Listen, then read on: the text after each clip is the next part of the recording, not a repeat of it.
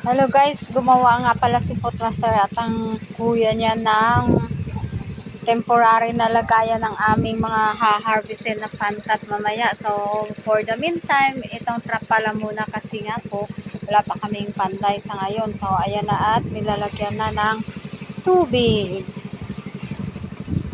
Para ready na mamaya pag nag-harvest kami ng pantat dito sa gitnang pan.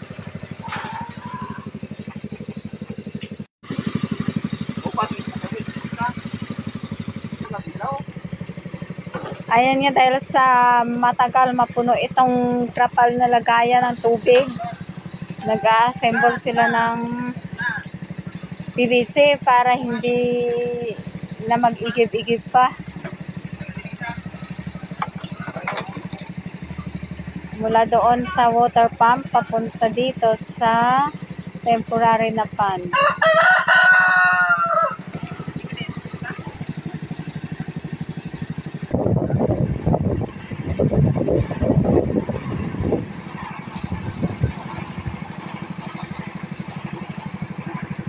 Ikot.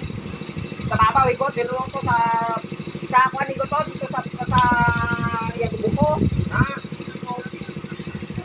Oh. Wala ba yan?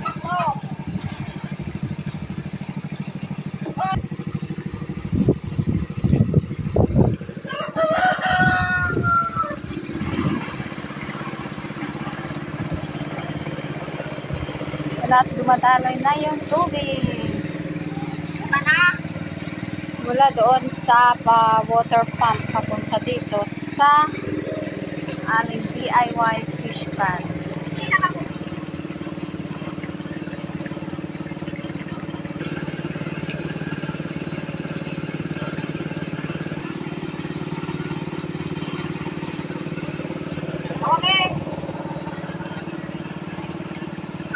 Itong tubig ng aming temporary pond or DIY pond para sa hanguin naming mga hito.